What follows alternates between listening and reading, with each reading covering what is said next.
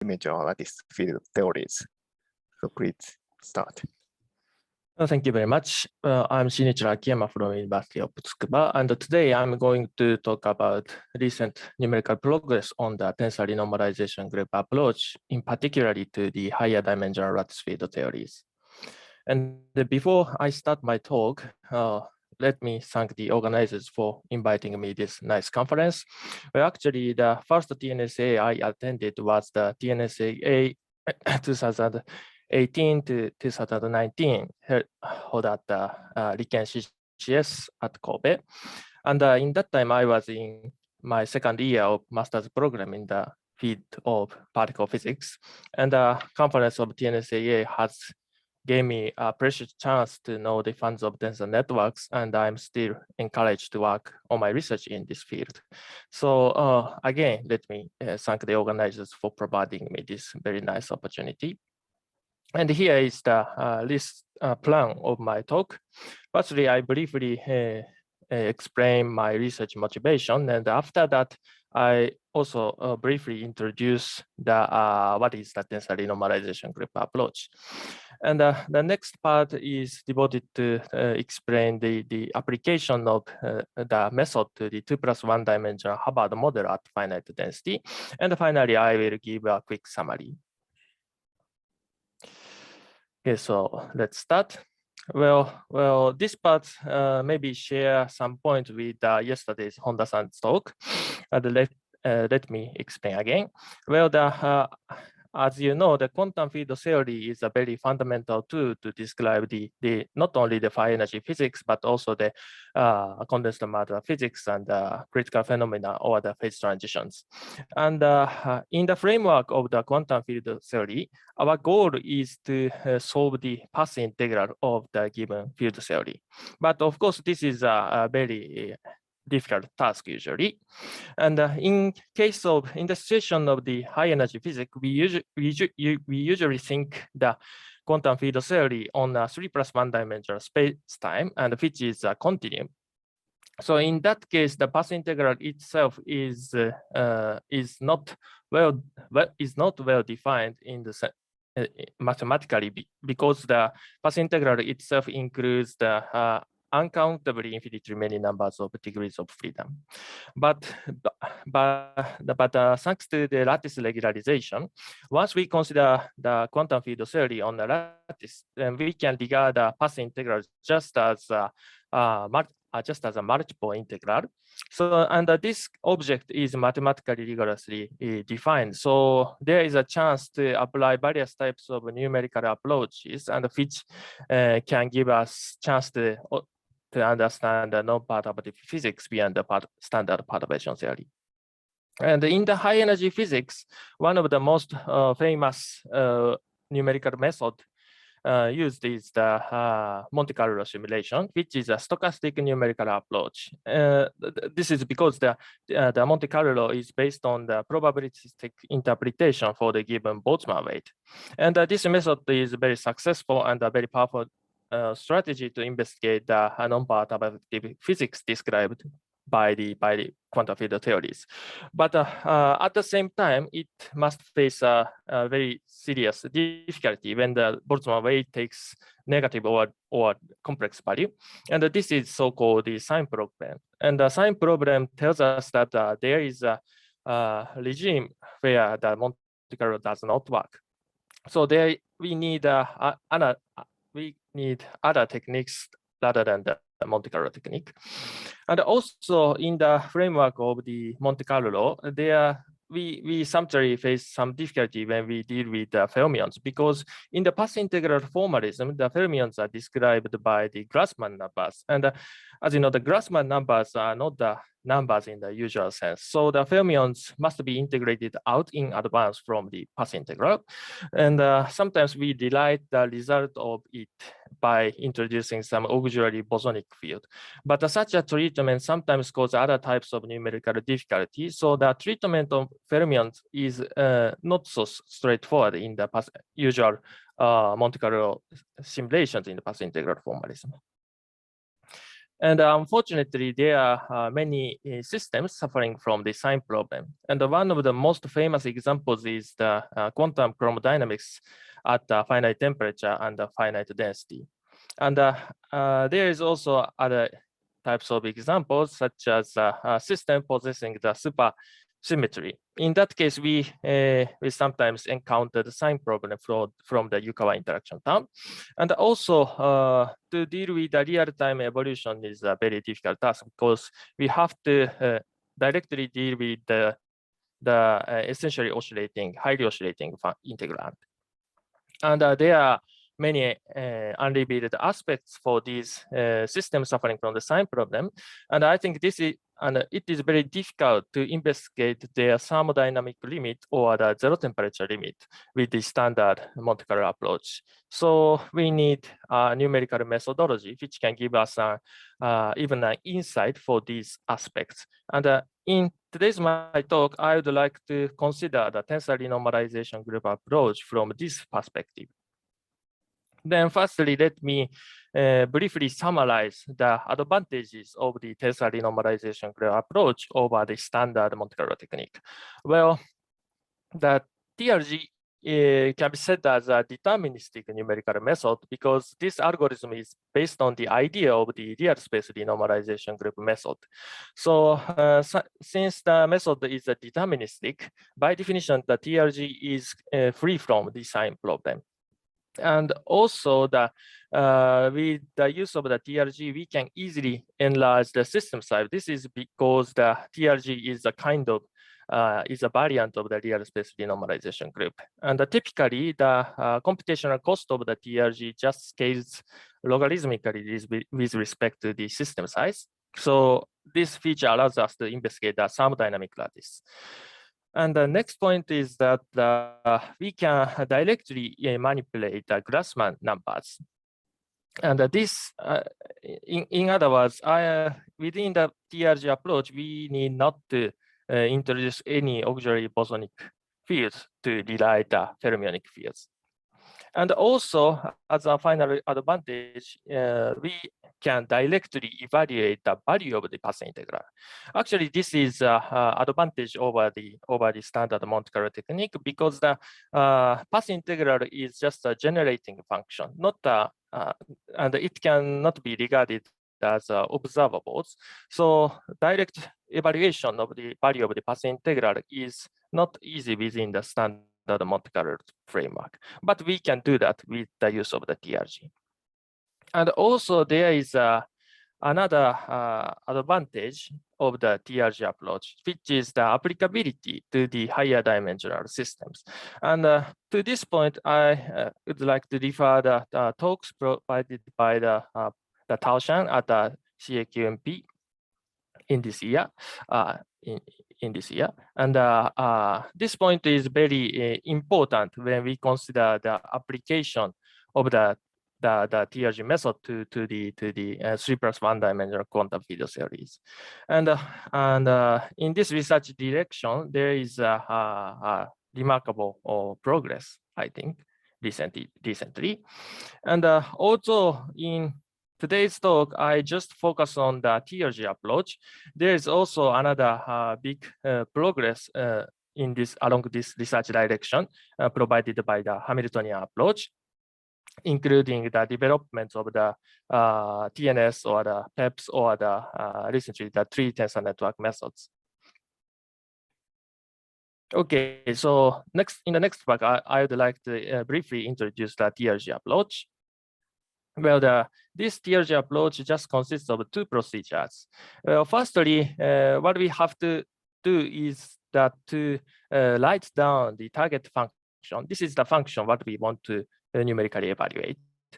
Then we firstly write down the target function, say x, and this is defined on the lattice. And we rewrite it as a tensor construction.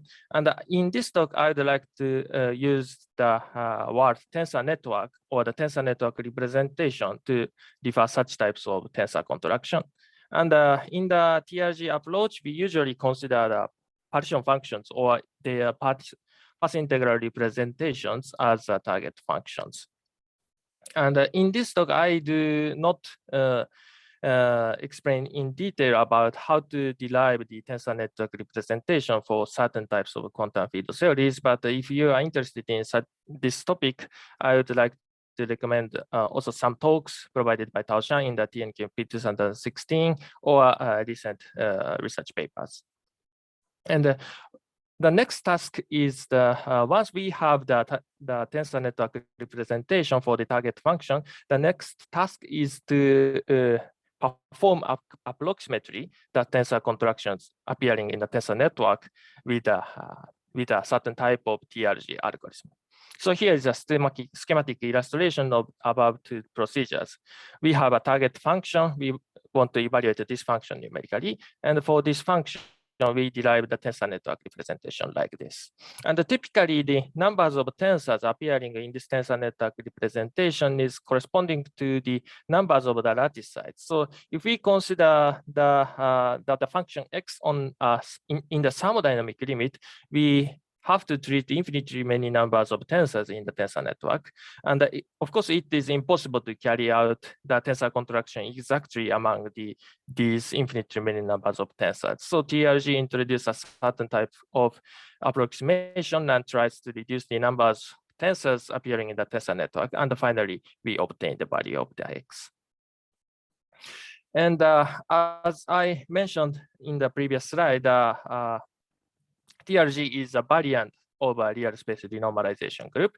And here is a idea of a real space renormalization group. I think that it can be summarized in the following way, which is to repeat a simple iteration with introducing some approximation. And we can investigate the thermodynamic properties as a result of many times of iterations. And the problem is how we introduce, how to introduce the proper approximation. And in the case of the TRG, we construct such an approximation via the information compression based on the singular value decomposition technique. And here is a review of the singular value decompositions. And the TRG employs this type of the SVD to reduce the numbers of degrees of freedom and tries to perform the tensor contraction approximately. And this is a basic concept of the TRG approach. And from now on, I would like to briefly explain two kinds of tensor renormalization group algorithms which are applicable to higher dimensional lattice field theories. And one is the higher order tensor renormalization group method. Well, this tensor renormalization group method can be seen as a TRG algorithm combined with the idea of isometry insertion. So let me explain it briefly. Here is the schematic picture of the algorithm of the higher order TRG in case of the two-dimensional system. Here we have the two-dimensional tensor network representation for a certain system. And HOTRG finds out kind of isometry, which are denoted by blue symbols in this figure, and inserting the isometries in these tensor networks. And and nextly, we take a tensor contraction described in this red dotted circle. And as a result of partial tensor as a result of this subnetwork, we again have a local tensor whose tensor rank is similar to the original one. So that this insertion does not change the geometry of the tensor network. So it means that we can repeat these types of isometry insertion many times. And as a result of it, we can access the thermodynamic limit with the use of HOTRG. And the point is how to find out a proper isometry, and which are constructed by the pairs of the unitary matrices. And in the algorithm of the HOTRG, it employs a kind of tensorial version of the SVD, so-called the higher order SVD, to find out these types of isometries. And introducing a truncation based on the higher order SVD, we Yeah, and the truncation number is characterized by some integer value d, and the d is called the bond dimension, which characterizes the maximal size of the tensors appearing in the TRG approach. And this is an approximation provided in the HOTRG algorithm. And here is another example of the TRG algorithm, which is applicable to the higher dimensional system, which is an isotropic TRG recently proposed by Adachi-san, Okubo-san, and Todo-san. And this algorithm is not based on the isometry insertion, but it can be said that this algorithm employs sequential indirect SVDs. And the main point of this ATRG algorithm is that the accuracy with the fixed computational time is improved compared with the conventional HOTRG. I will explain this point in the following next two slides. But in this slide, I would like to comment on the concept of the ATRG algorithm. Well, the ATRG considers the block spin transformation not within the original tensors 你跟他去穿一 constructing. 下，Constru- 穿一下 Is 坐 there 起 any 来 question? 干嘛？我昨天就是洗澡了。 Okay, maybe I can continue. So here is the original local tensor making the original tensor network. But the ATRG introduces a low rank approximation for each local tensor, for example, like this, and it considers the block spin transformation within these low rank tensors. So thanks to this idea, the computational cost of the ATRG is drastically reduced comparing with the complexity of the HOTRG. So, and here is the schematic illustration of the ATRG algorithm, and this illustration maybe looks similar to the HOTRG case. Okay, so now I would like to briefly introduce some benchmark result with the two-dimensional Ising model. And in the left-hand side, this figure shows the relative error of the free energy of the two-dimensional ferromagnetic Ising model. And I have calculated this with on the square lattice with a periodic boundary condition.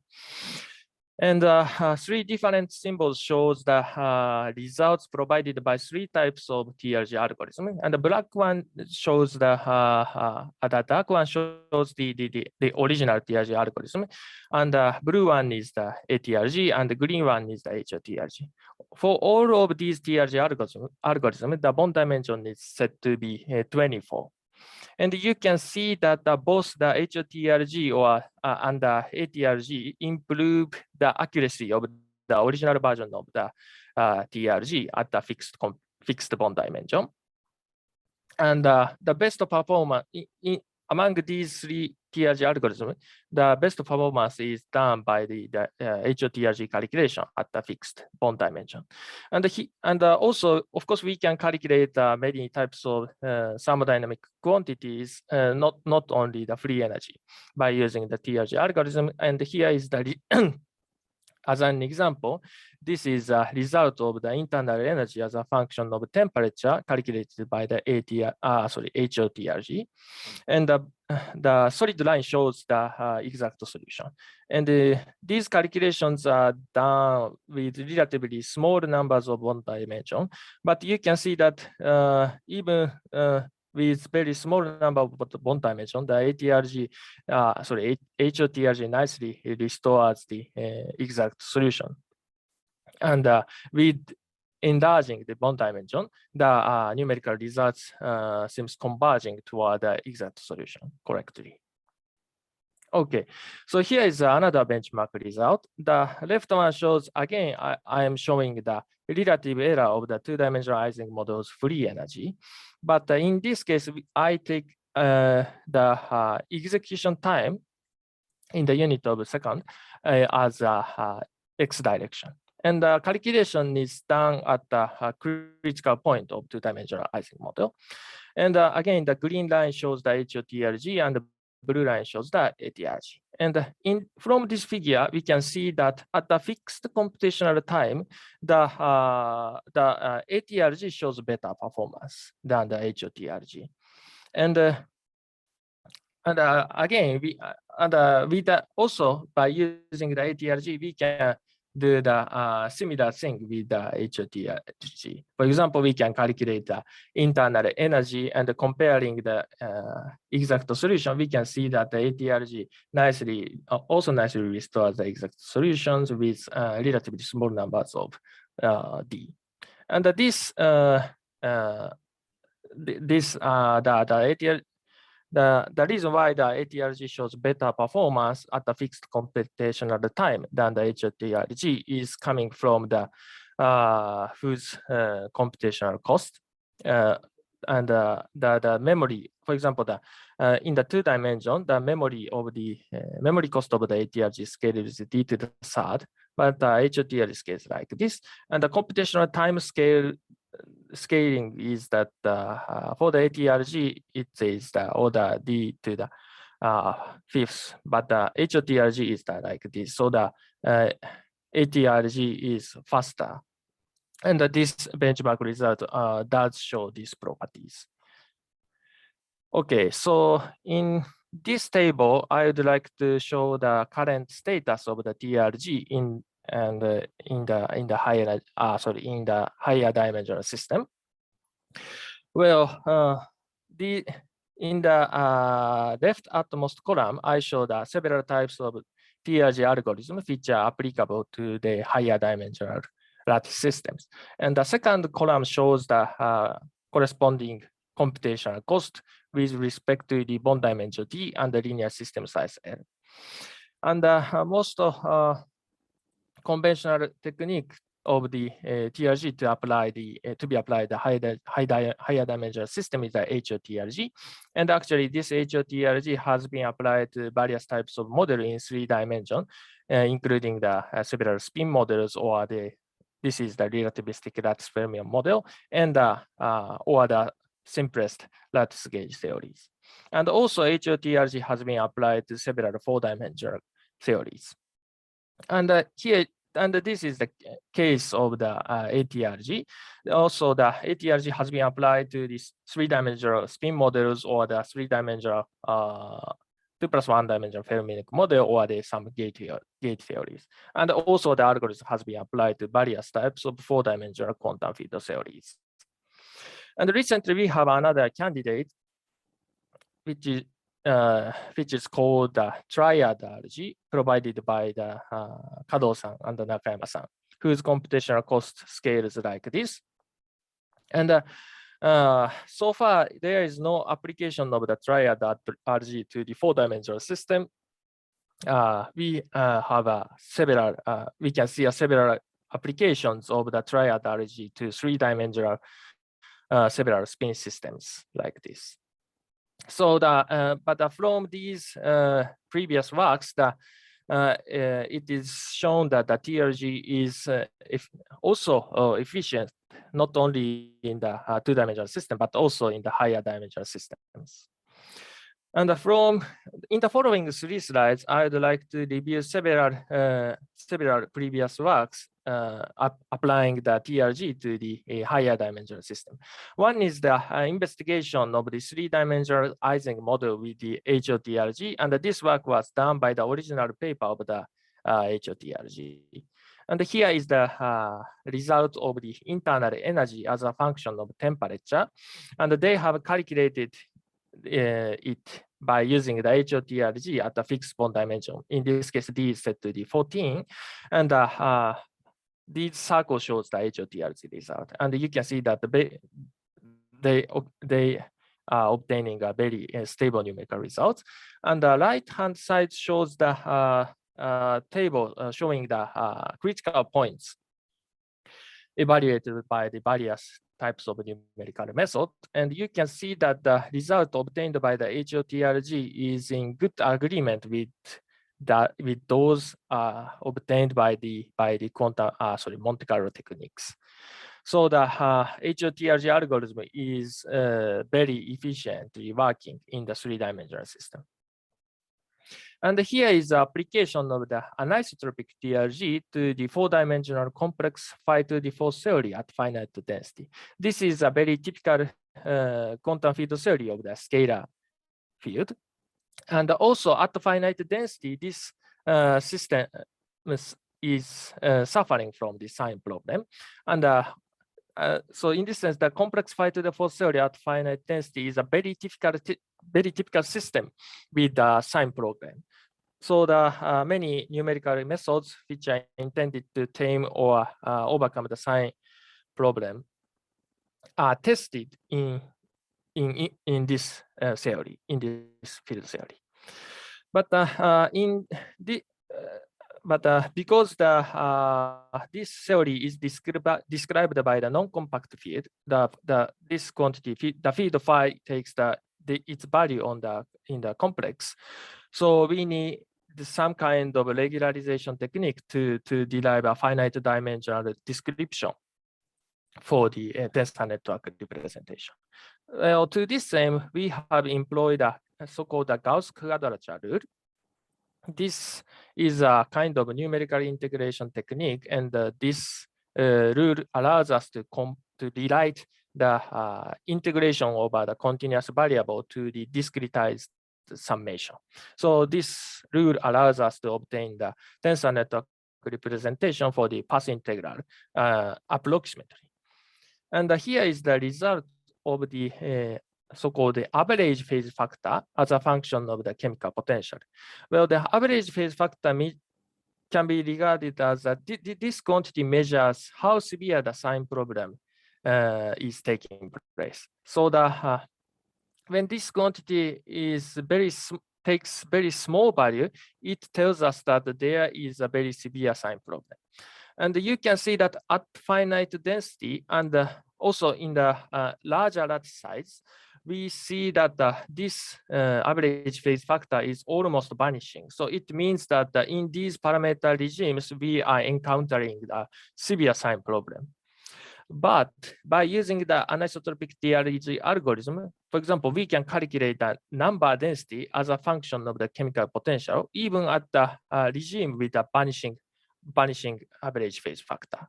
So this numerical research is showing that the TRG does not suffer from the sign problem and allows us to access the thermodynamic limit, even in the 4-dimensional quantum non-compact field theory. Okay, so this is the last example. This is about this is the application of the Grassmann version of the anisotropic tensor renormalization group to the 3+1 dimensional non-Bionara linear model at finite density. Well, this is a very famous model because non-Bionara linear model is an effective field theory of a quantum chromodynamics at finite temperature and finite density. So this model is of essential importance in this context. And the NGL model also describes the point is that this model describes the spontaneous symmetry breaking of the chiral symmetry. And here is the predicted phase diagram. And this prediction was done by some analytic methods like mean field theories or the functional renormalization group methods. And here is the phase diagram. And one of the features of this phase diagram is that in the very cold and dense regime, we will encounter the restoration of the chiral symmetry. The other parameter of the chiral symmetry is so-called the chiral condensate, which is the expectation value of the mass term. And when the chiral symmetry is preserved, this quantity takes 0. And also in the very cold and dense regime, it is expected that this phase transition is of first order. But this is very difficult to be investigated by the numerical methods such as the Monte Carlo technique, because in such a very cold and dense regime, we encounter so severe sign problem. So we have tried to apply the anisotropic DRG algorithm to investigate this regime. And here is the result of the chiral condensate as a function of the chemical potential. And you can see that in the denser regime, this chiral condensate takes the vanishing value. So this result showing that the chiral the chiral symmetry is actually restored in the denser regime. And also we can see a clear jump around mu is about equal to 3. So this chiral phase transition is of first order. So the ATRG algorithm showing that showing numerically that the chiral phase transition in the cold and dense region is a first order phase transition. So from these previous works, we are seeing that the TRG is an efficient candidate to investigate the higher dimensional quantum field theories, even with the sign problem. Okay, so nextly, I'd like to move on to the second topic. In the second topic, I'd like to focus on the application to the 2+1 dimensional Hubbard model at finite density. And this part is mainly based on this paper, which is to appear in PTEPS. Well, I think the needless to say, the Hubbard model is a very fundamental model which describes the basics of the strongly correlated electrons. And there are so many numerical studies for this model. Well, although this Hubbard model can be solved in one dimension or the infinite dimension, there is no exact solution in two dimensions. So there are many numerical studies with various types of numerical methods, including the various types of tensor network methods. But in this talk, I would like, I'm sorry, but I just focus on these two types of numerical methods. One is the dynamical mean field theory, and the other is the quantum Monte Carlo. Actually, between these numerical methods, there is little consensus. Well, for example, from the dynamical mean field theory, it tells us that there exists some critical Coulomb repulsion characterized by UC, such that no metal insulator transition occurs with a smaller Coulomb repulsion comparing with the critical point. Well, this is the prediction by the dynamical mean field theory, but on the other hand, quantum Monte Carlo is providing another scenario, which is like this: is magnetic fluctuations plays a very important role and yield an antiferromagnetic insulating phase for all of Coulomb repulsion region. So this scenario is completely different from the scenario provided by the dynamical mean field theory. So in this study, I would like to investigate the 2+1 dimensional Hubbard model's metal insulator transition in the vast regime of the Coulomb repulsion at finite density, and I would like to see that which scenario is preferred by the TRG calculation. So to investigate the model with the TRG approach, we firstly need to reformulate the Hubbard model in the path integral formalism. So here is the so-called action of the D+1 dimensional Hubbard model. So let me explain this action. Well, here and in this talk, I would like to consider the model on a square lattice. And epsilon denotes the time slice, which is introduced by the Trotter decomposition. And this epsilon must be taken as a smaller value. So the existence of the small epsilon means that we need to that an anisotropic lattice is required to formulate the Hubbard model in the path integral formalism. And psi bar and psi denotes the electron fields. And the first term, this term shows the kinetic term along the temporal direction. And the next term is this is a familiar term in the ordinal Hubbard Hamiltonian. And this denotes the hopping structure among the spatial directions. And the third term shows the Coulomb repulsion. And the last term shows the finite chemical potential multiplied by the number density operator. And since the Hubbard model described the spin 1/2 electron system, each each electron fields psi by psi are denoted by the two component Grassmann numbers, and each component is labeled by the spin degrees of freedom up and down. And also in the current definition of the Hubbard model, the expectation value of the number density always takes 1 at mu is equal to u over 2. And the last point is, this is just a comment, but actually this action of the Hubbard model has a quite similar form with the action of the non-Bionella model, because both model has the spatial hopping and also temporal hopping, and NGL has a 4 Fermi interaction term, and which is corresponding to this structure in the Hubbard model. And also the NGL model has a mass term, and whose structure is very similar like this. So the structure of the action is similar between these Hubbard model and the NGL model. And in the previous slide, I said that, as I said, the NGL model and whose cold and dense region has already been investigated by the Grassmann version of the anisotropic TRG approach. So I'm interested in whether the TRG approach is also efficient or not for the Hubbard model in the path integral formalism. This is my research motivation to investigate another research motivation to investigate the Hubbard model with the TRG approach.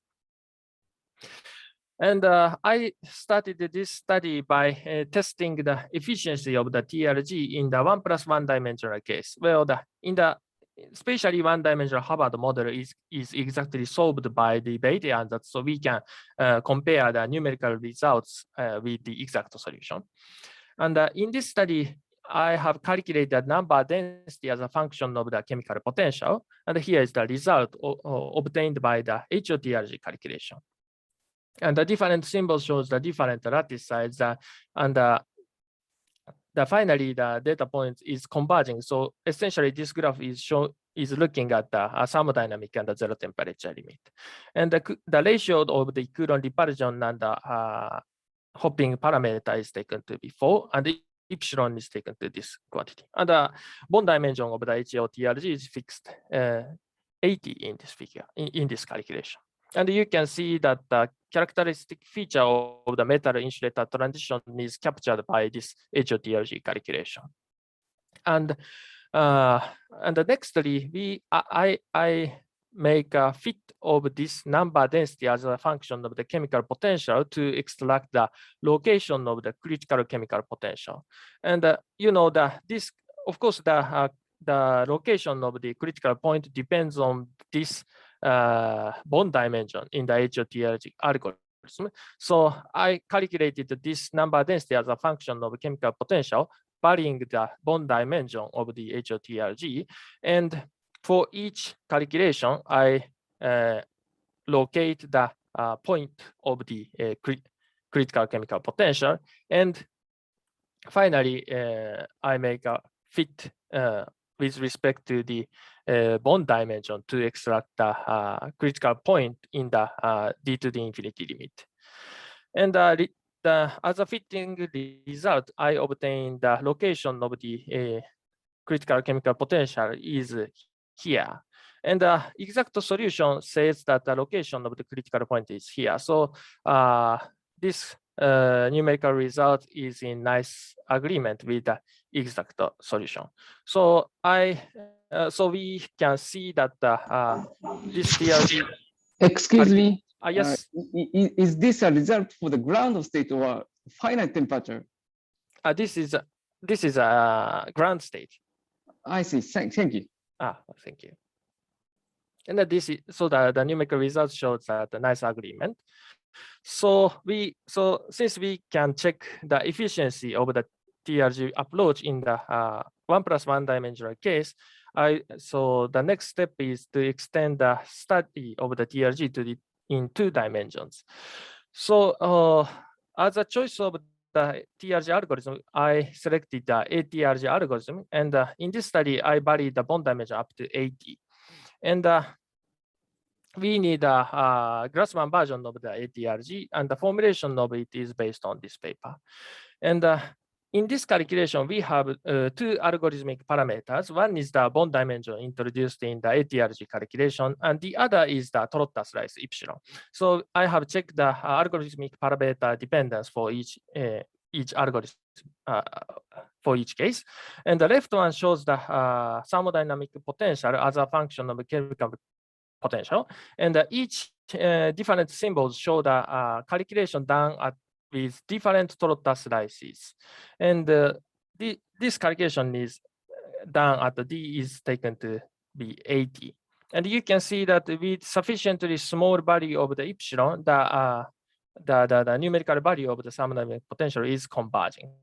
So this means that the discretization error for the inverse temperature is almost negligible by taking the epsilon to be this order.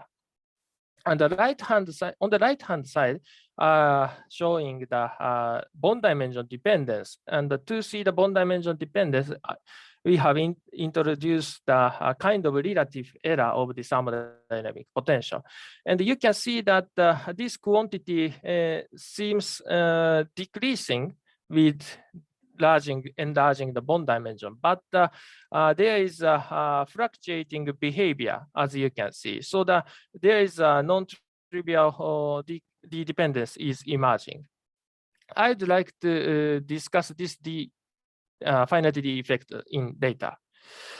Then, so firstly, in this study, I make numerical calculations of the model with in the bus region of the Coulomb repulsion, and let me start it in the strong coupling regime. Well, the special case is that U over T takes the is infinite, and this is achieved by setting the T is equal to 0, and this case is known as a one-side model, which is exactly solved by hand, and we can compare the result of the TRG and the exact results, also in 2 dimensions. And here is the result of number density, also as a function of the chemical potential. And also in this study, we have looking at the 0 temperature limit. And you can see that the TRG locates the data point nicely on the exact solution. And one of the features of this one-side, the calculation of the one-side model is that the ratio of the phase transition point with respect to the chemical potential and the Coulomb repulsion takes the value of 1, because in this case, we set the value of the Coulomb repulsion as 8, so that this ratio takes 1. And nextly, we introduce a finite effect of the hopping terms by setting T is equal to 1. And to see to investigate in strong coupling regime, we set the U as a very large number, and also do the same thing. I mean we have calculated the number density as a function of chemical potential, and like this. And you can see that in this case, the ratio of the critical point and the Coulomb repulsion takes the value of like this, which is a little bit smaller than 1, not equal to 1. So this ratio tells us that in this calculation, we are looking at that the calculation cares the effect of the hopping, the effect coming from the hopping structures. So this is the result of the in the strong coupling regime. And so let us lower the value of the Coulomb repulsion parameter. This calculation is done by this parameter set. And here is also the result of number density as a finite chemical potential. And you can see that the numerical results is converging with respect to the lattice volume. So we are in the thermodynamic and the 0 temperature limit in the current calculation. And you can see a clear feature of the metal insulator transition from this figure. And by making a closer look to the around the transition point like this, and by looking it, we try to locate the shared critical point as a function of the bond dimension. And in this aim, we in the previous slide, I said that the bond dimension dependence is not monotonic in the current ATRG calculation of the two-dimensional Hubbard model.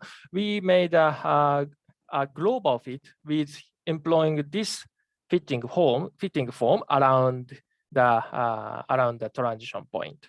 And here the mu C of D, we assume that the function form of the mu C of D is like this. And the alpha, beta, and mu C and the gamma, these four parameters are fitting parameters. And we made a global fit. And this fit tells us as a result of this fit, we can roughly estimate the location of the critical point in the infinite bond dimension limit given by mu C, this parameter.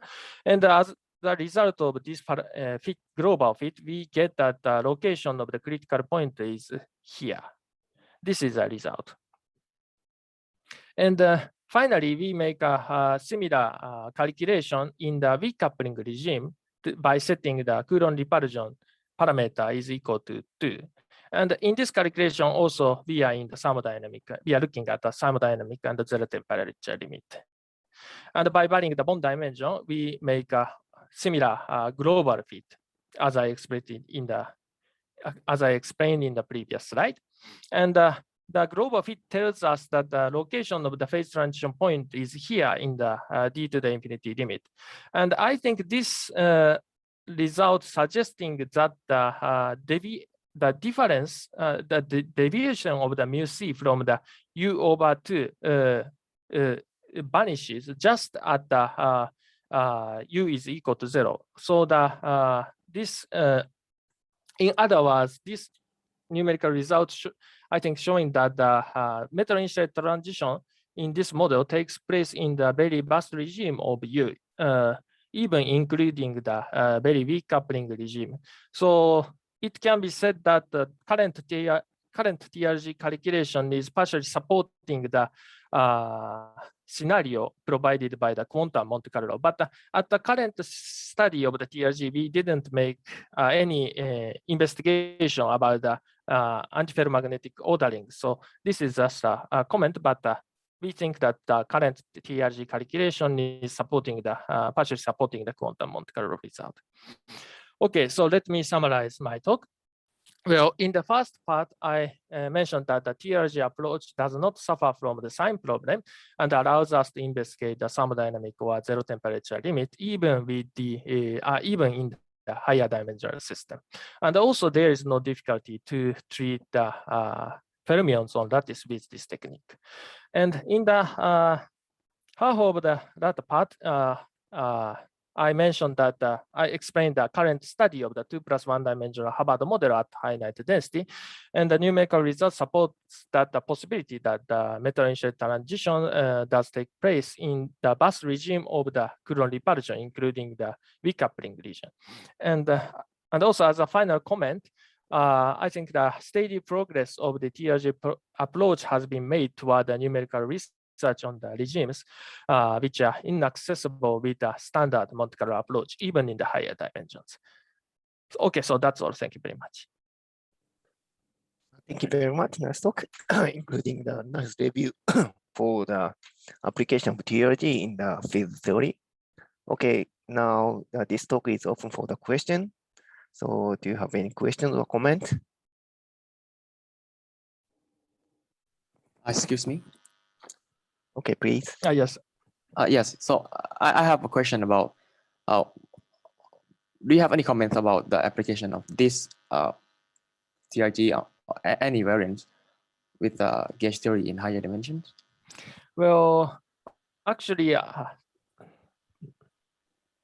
sorry.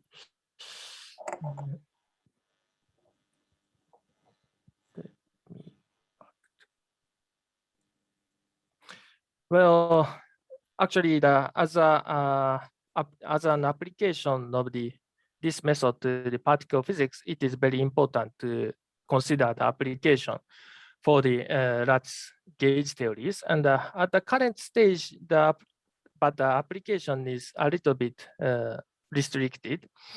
And numerical calculations are just done in the three-dimensional gauge series, and gauge group is G2 or the SU2. And we need a kind of development of the algorithm or the how to construct the tensor network representation, as the recently the paper provided by the Nishimura-san and Atis-san. And but I think of course the development, the improvement of the derivation of the tensor network description is very necessary to investigate the gauge theories in the higher dimensions. But also I'm interested in the effect of the existence of the matter in the higher dimensional gauge theories. For example, in the for example, in the Z gauge theory, we can extend the model by introducing the gauge matter, and we can extend the model as a Abelian-Higgs model. And in that case, we can, it is expected that there is, for example, the first order phase transition, or the we can see and the theory goes to the Higgs phase. And in such a situation, I think it can be tractable by the current TRG algorithm. This is just an expectation. This is just my expectation, but I think the Fitch parameter regime in the lattice gauge theory is certain to be studied by the TRG is also interesting problem. And I'm working on, actually I'm making some studies along this research direction. And recently I would like to make some report for you. So this is just a comment, but that's all. I see. Thank you very much. Okay, any other questions or comments? Goto-san, please. Okay, can you hear me? Yes, I can hear you. Okay, so I have a comment on the metallurgical transition of the DMFT. So thank you. if the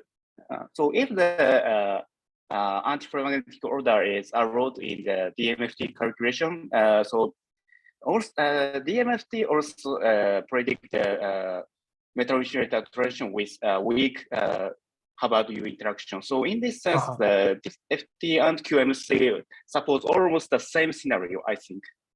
I didn't know that. Thank you for your comment. Okay, any other questions or comments? I have one question about the present status of the higher dimensional calculation. Okay. So you should, I think the calculation of the critical point or phase transition point is relatively easy in the TRG, but how about the critical exponent in the higher dimensional system? Yes. Well, at the current, I think that the estimation of the critical exponents in the four-dimensional system is not so easy, unfortunately. So we need, for that point, we need some development of the numerical calculations. That's a very important point, but at the present stage, we have a not efficient way to extract the critical exponents. What is the origin of such bad performance? Maybe to extract the critical exponents, we need to make a closer calculation around the criticality. So to make such a calculation, we need to make a fine resolution with respect to the searched parameter. But in the current four-dimensional calculation, it is very difficult to make a calculation with finer resolution. So this makes difficult to make, for example, a fit to extract the critical exponent. So we need some methodology to allows us to calculate some thermodynamic quantities with finer parameter resolution. I think this is necessary for investigate the exponents in 4 dimensions.